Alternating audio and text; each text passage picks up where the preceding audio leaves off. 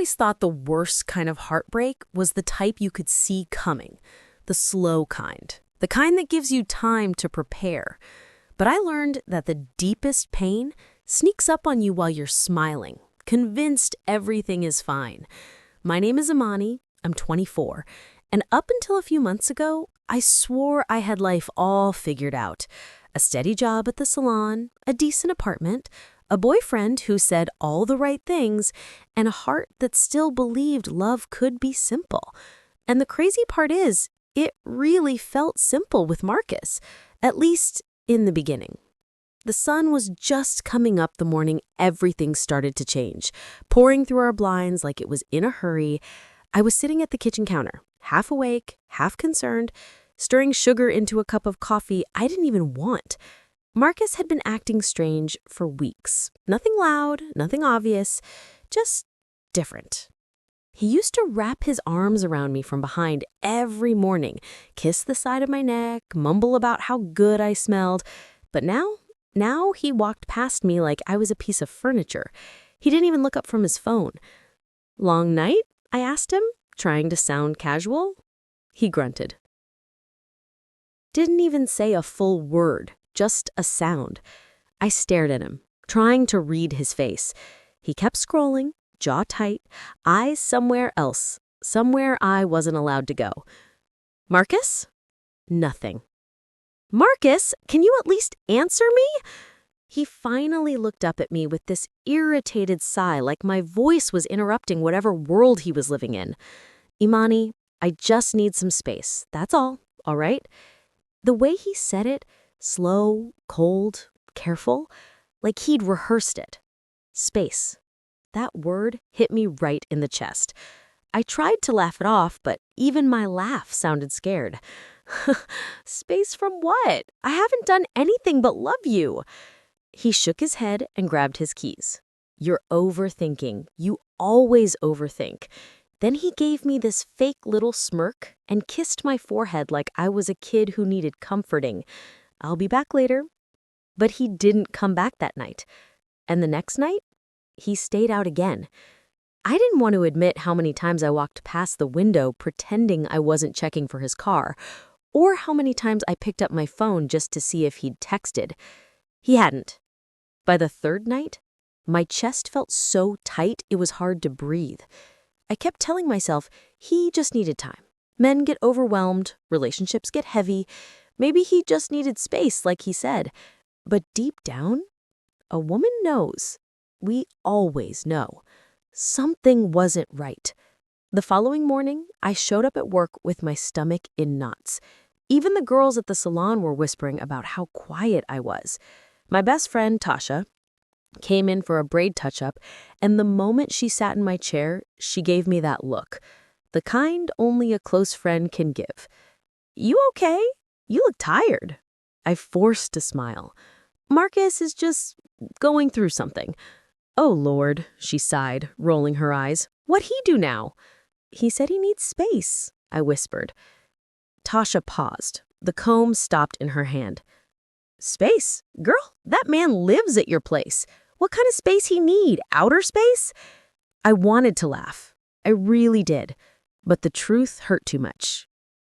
That night when I got home, his things were still gone.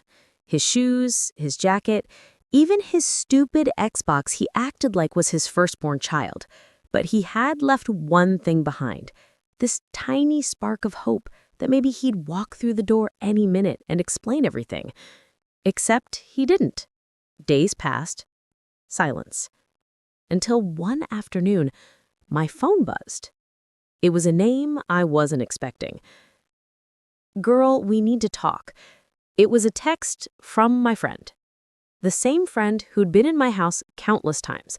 The same friend who smiled in my face and said she loved me like a sister. Something in my spirit tightened. My heart dropped into my stomach. And before I could even process the message, I got another one. A picture. A picture I will never forget. My man. The man who said he needed space was lying on her couch, smiling, comfortable, like he belonged there. My hands started trembling so bad I had to sit down. My chest felt like it was filling up with fire. And for the first time in my whole life, I felt something I had never truly felt before. Betrayal from both sides, the man I loved and the friend I trusted. And that was the exact moment, my entire world snapped in half. I don't remember standing up. I don't remember grabbing my keys. All I remember is my heartbeat pounding so loud it felt like the whole apartment was shaking with it. My throat burned, my eyes burned, even my skin felt too tight for my body. Betrayal does that. It heats you from the inside out until you feel like you could burst. I called Marcus. He didn't pick up. I called again, straight to voicemail. I whispered to myself, "Just breathe, Imani, breathe." But the words weren't helping. My hands were shaking too hard. I could barely press the elevator buttons. The ride to her apartment felt unreal, like I was floating above my own life, watching myself unravel. I kept replaying that picture in my mind. Marcus stretched out like he was finally at peace in a home that wasn't mine with a woman who pretended to love me. I didn't even realize I was crying until a tear dripped onto my steering wheel. When I pulled up to her building, something in me hesitated for the first time.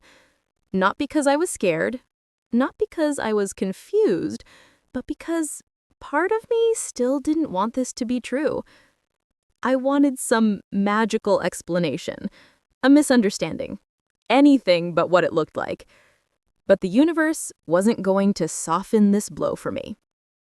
When I reached her door, I heard laughter. His laughter. Marcus hadn't laughed like that with me in months, and it cut me so deep I felt myself go numb for a second. I knocked. Firm. Sharp. The kind of knock that carries a message. The laughter stopped. There was some whispering behind the door, fast, panicked, messy, and then finally, it opened. She stood there with wide eyes, wrapped in one of those silk robes she loved to wear in front of me like she got them on sale. Her face dropped the moment she saw me. "Imani? Why are you—" I pushed the door harder than I meant to, and she stumbled back. Marcus jumped up from the couch, shirt half on, face twisted like I was the one who owed him an explanation. "What are you doing here?" he snapped. I stared at him. Really stared at him. Like I was seeing him for the first time. "I'm doing," I said quietly, "what a woman does when her heart finally stops lying for her." He opened his mouth to speak, but all the excuses he'd rehearsed must have faded the moment he saw my face. He looked guilty, not sorry, not ashamed. Just guilty he'd been caught. My friend, or whatever she was now, kept rubbing her arm like she was the victim in the situation. "It's not what you think," she whispered. I laughed, a broken, painful laugh that didn't sound like me at all. "I sent you the picture. What exactly do you think I'm thinking?" She looked away. Coward.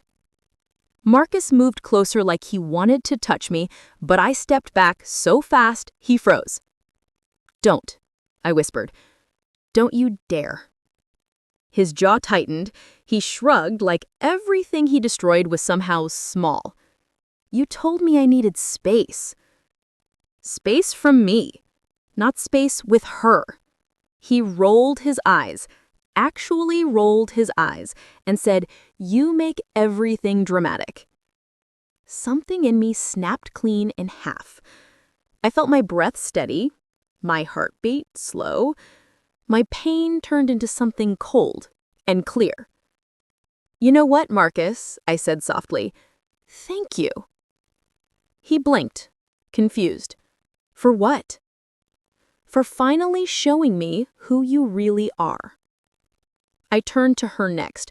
She was hugging that robe tight like it could save her from what she'd done. "And thank you," I told her, for reminding me why God doesn't let every woman sit at the same table. She didn't say a word. She didn't have to. Her silence was loud enough. I walked out without looking back. Didn't slam the door, didn't yell, didn't cry. Because in that moment, I realized something powerful. When someone betrays you like that, they don't deserve your tears. They don't deserve your rage. They don't deserve anything from you ever again. I didn't go home right away. I drove until the sun dipped low and the sky turned soft and pink. I parked near the water, a spot Marcus never liked going to, and I sat there in silence, letting the truth settle. And for the first time in weeks, I finally felt myself breathe. Not deeply, not easily, but enough. Enough to know this wasn't the end of my story, just the end of a chapter I should have closed a long time ago. And somewhere in that silence, that stillness, I realized the scariest part wasn't losing him. It was finally choosing myself. When I finally walked back into my apartment that night, the air felt different, still, heavy, like the walls themselves were holding their breath, waiting to see what version of me would walk through next. I set my keys on the counter and stared at the quiet space around me, the plants I kept alive even when I couldn't keep myself together, the half-finished glass of iced tea from that morning, the pillows Marcus always complained were too decorative to be practical.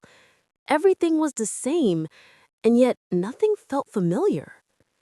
The silence started to press against my chest, and for a moment, I felt the tears rising again, the kind that don't fall gracefully, the kind that choke you on the way up. But I didn't cry. Not yet. Not after everything I had held together tonight. Instead, I walked to the bathroom, turned on the shower, and stepped under the hot water without even undressing fully at first. I just needed the heat, needed something that felt like comfort, even if it burned a little. The water ran over my face, washing away the makeup, the sweat, the shock. But not the betrayal. That stayed stuck under my skin. I leaned my forehead against the tiles and whispered, "Why wasn't I enough?" The steam didn't answer. It never does.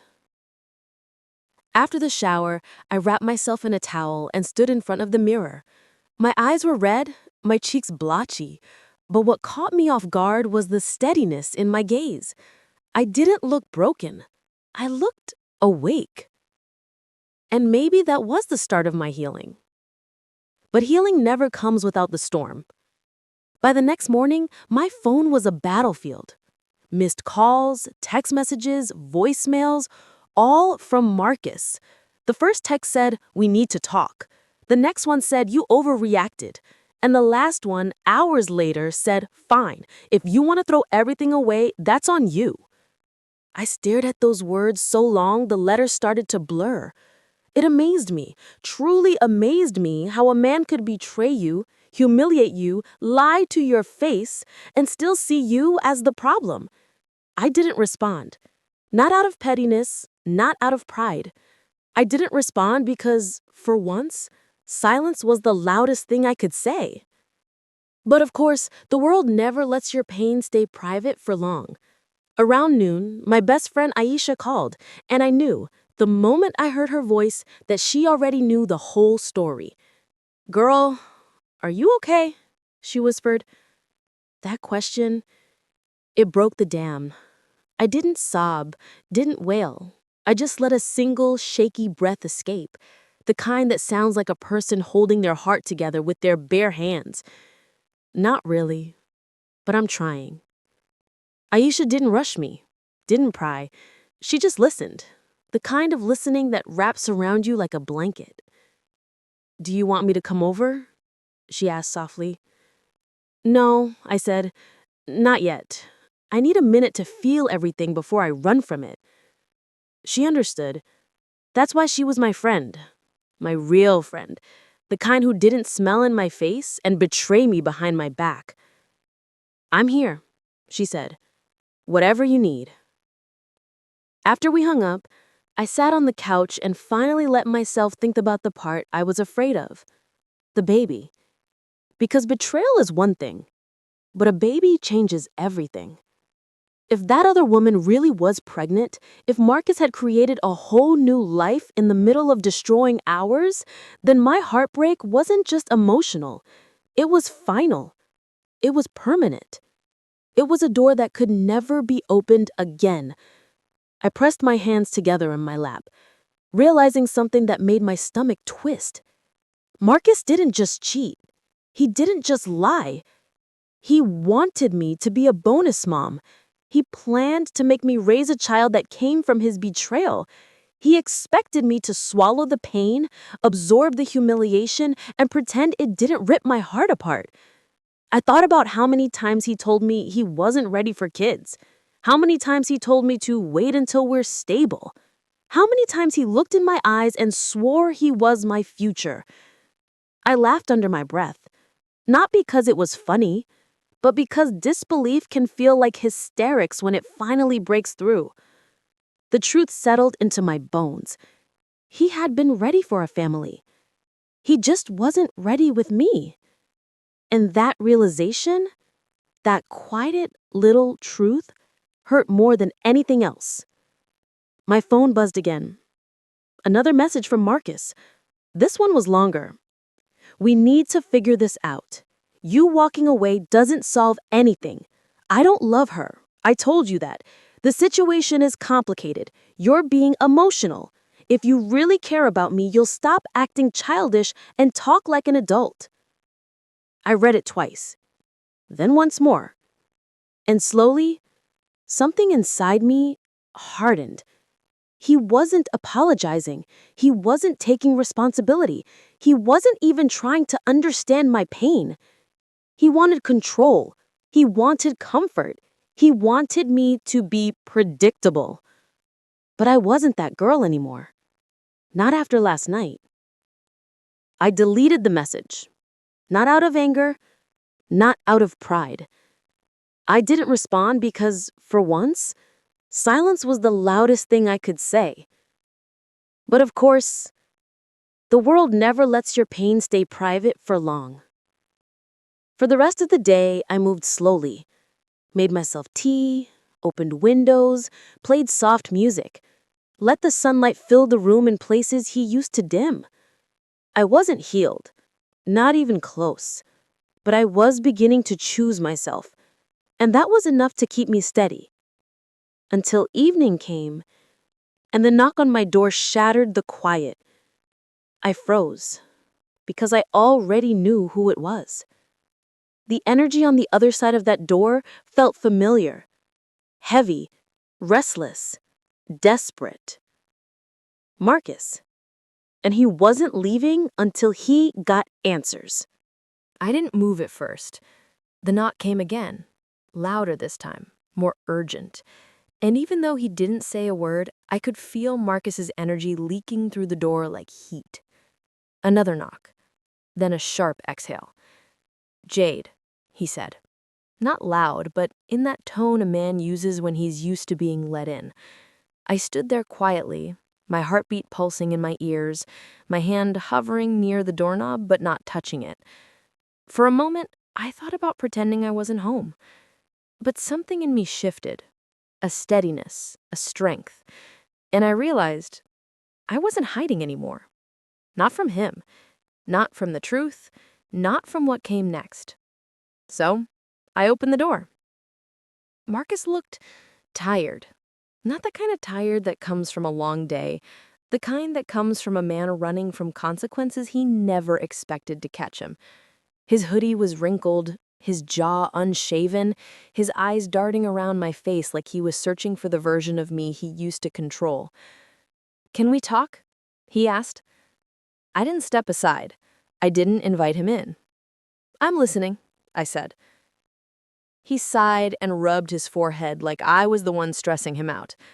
"Look, last night got out of hand. You walked out before I could explain." I tilted my head slightly. "Explain what? That you cheated? Or that you expected me to raise the baby that came out of the cheating?" His jaw tightened.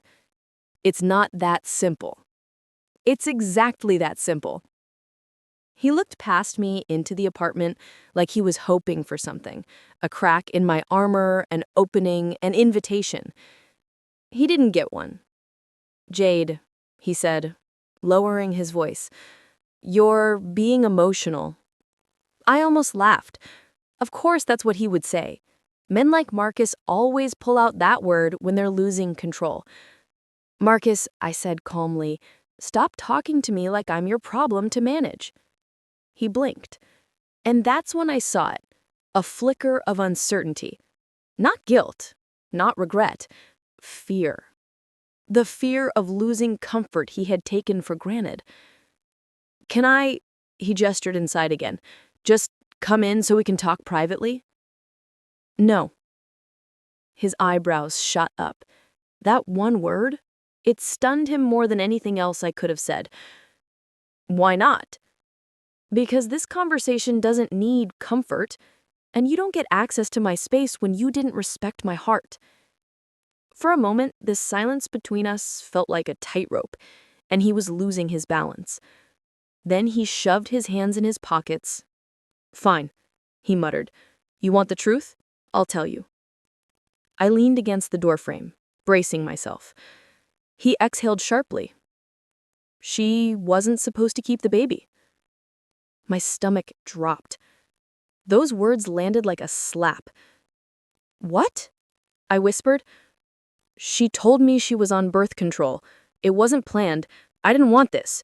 She's been trying to trap me for months." That's why I said the situation is complicated. Complicated. Men love that word when they don't want to say, "I messed up." I swallowed hard. "So you're blaming her for your cheating?" "I'm not." He paused.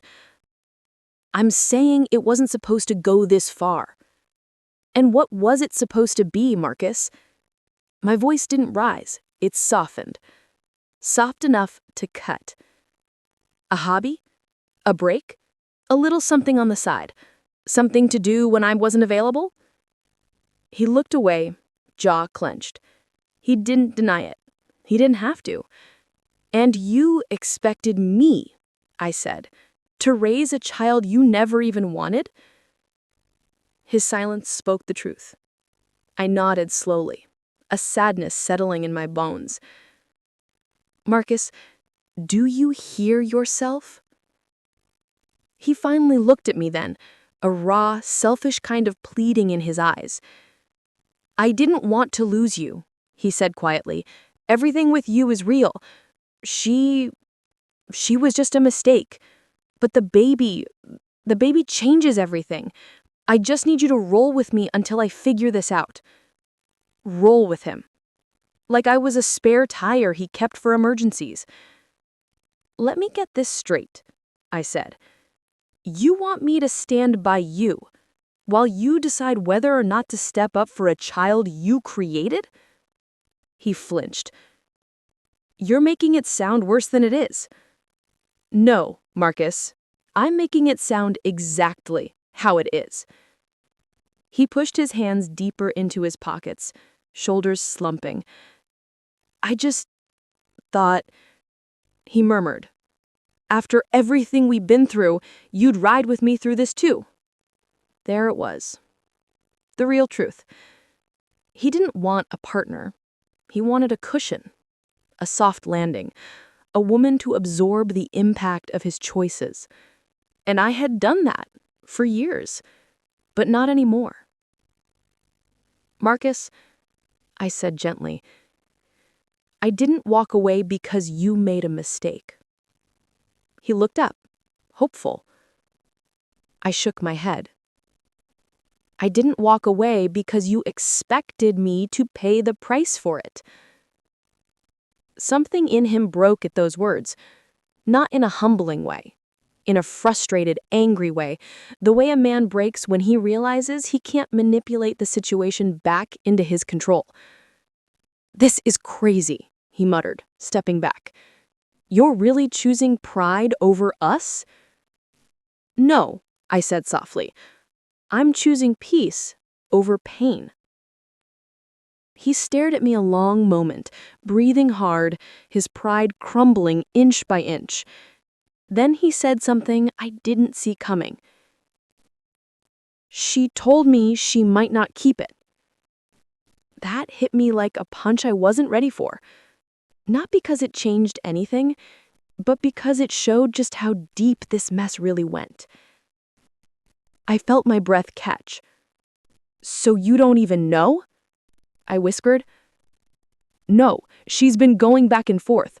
I thought if you were here—" He stopped, because he heard himself. He finally heard himself. "You thought," I said slowly, "that if I stayed, the mess you made would feel smaller." He didn't answer. He didn't have to. I straightened my posture, stepping just an inch closer, not to intimidate him, but to reclaim my ground. "Marcus," I said quietly, "it is not my job to carry the consequences of your choices. It is not my responsibility to hold your life together when you broke mine apart." His throat bobbed as he swallowed. "Don't do this. Please." But I wasn't doing this to him. I was doing it for me. I took a slow breath, letting the moment settle, then said the words that finally severed the last thread between us. "Marcus, you need to leave." He stared at me, shocked, pleading, angry, hurting, all at once. "Are you serious right now?" I nodded once. "Goodbye, Marcus." He stood there for a long moment, his chest rising and falling, his pride wrestling with his reality. Then he turned, walked down the hall, and didn't look back. And when I closed the door, the sound echoed through the apartment. Not like an ending, but like a beginning I didn't know I was ready for. The next morning, I woke up feeling like my chest had been unpacked and then carefully rearranged.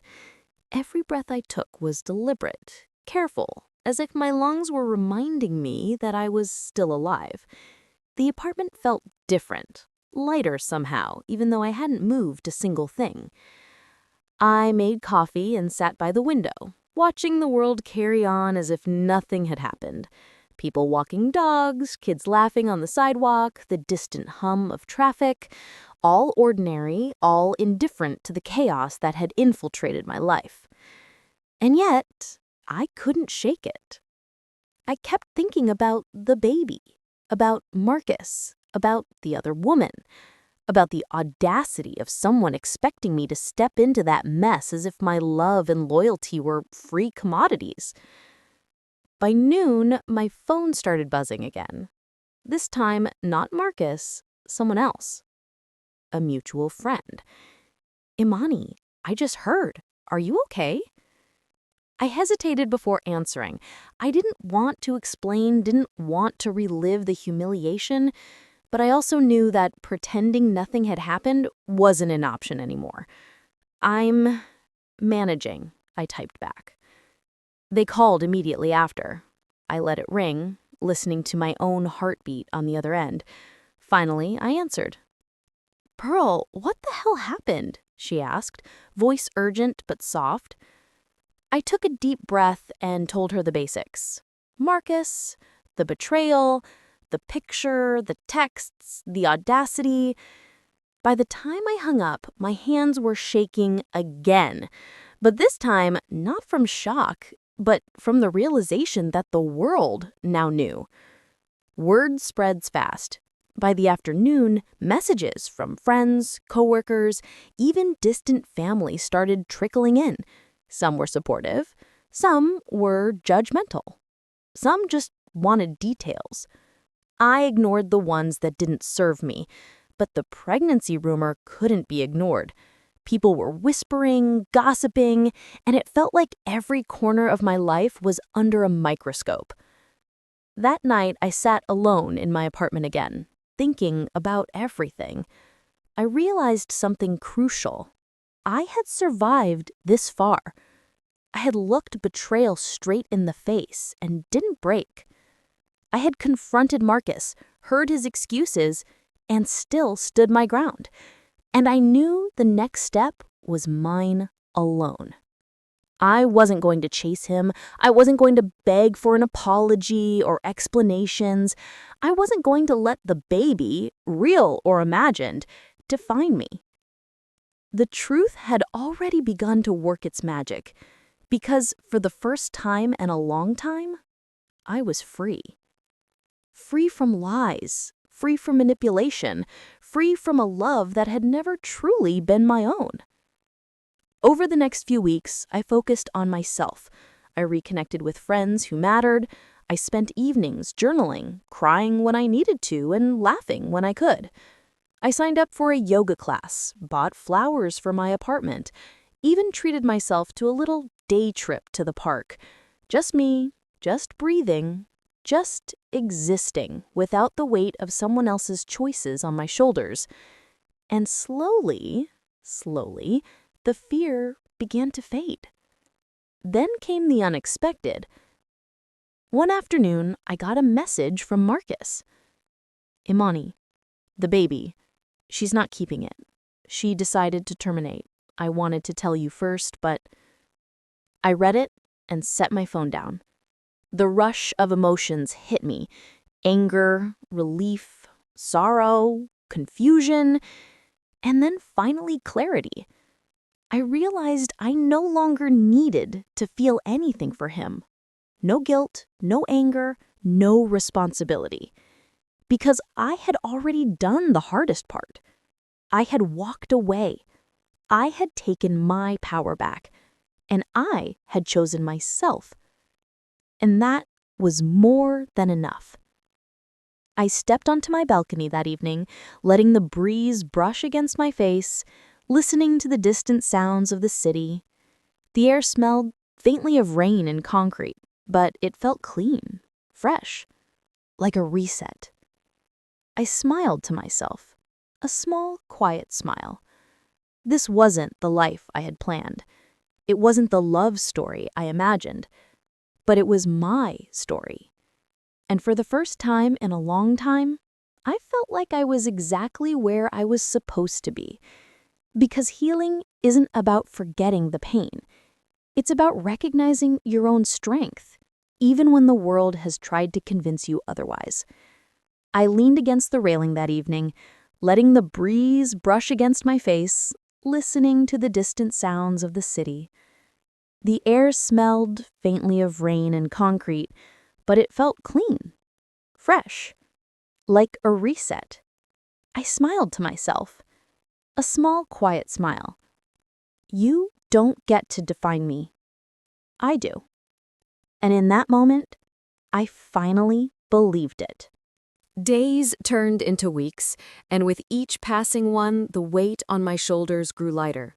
The apartment that once felt heavy with betrayal now felt like a sanctuary. I still thought about Marcus sometimes, but not in the way I used to. Not with longing, not with hope, not with heartbreak. I thought about the life I had almost lost, almost let him take from me. And I realized something. I hadn't lost a relationship. I hadn't lost love. I had only lost the illusion of it. And illusions aren't real. They don't define you. They don't deserve your tears. I started rebuilding slowly. I decorated corners of my apartment that I had ignored for months, bought myself fresh flowers, rearranged my books, played music that made me feel alive again. I even went back to painting, something I hadn't touched since college. It was messy at first, splatters everywhere, but each stroke felt like reclaiming a little piece of myself I had forgotten existed. Friends became my anchor. Tasha came over almost every weekend. We'd laugh, talk, vent, sometimes cry, sometimes just sit in silence. And every time she left, I felt a little stronger, a little more grounded, a little more ready for whatever life decided to throw my way next. One evening, while painting in the soft glow of my desk lamp, I realized I wasn't sad anymore. I wasn't angry either. I was calm, content in a way that comes from knowing your worth. I had survived a betrayal that would have crushed so many women, and I was still standing, still breathing, still me. Then I thought about the lesson this story had taught me, about betrayal, about deceit, about misplaced trust. It wasn't about Marcus or the other woman. It wasn't about the baby or the heartbreak. It was about me, about choosing myself over someone who never deserved me, about recognizing that peace and self-respect are worth more than any temporary love or fleeting comfort. I knew one thing for sure. I would never let anyone make me feel small again. I would never let someone else's choices dictate my life or my happiness. I was free, not because the past was erased, but because I refused to carry it with me any longer. And in that freedom, I found something even more beautiful. Hope. Hope that love could exist without lies. Hope that I could meet someone who would see me, truly see me, and never expect me to sacrifice myself for their mistakes. Hope that I could live a life full of joy, on my own terms. I stepped onto my balcony one last time that night, the city lights twinkling like tiny promises below. I breathed in the cool night air, letting it fill every corner of me that had been hollowed by pain. And I whispered softly to myself, almost like a vow, I am enough, I am whole, I am worthy of love that sees me and never breaks me. And for the first time in months, I smiled not because I was distracted from the pain, but because I had healed. Because the hardest part of love is not losing someone else. It's finding the strength to love yourself enough to walk away when someone else cannot. And that is exactly what I did.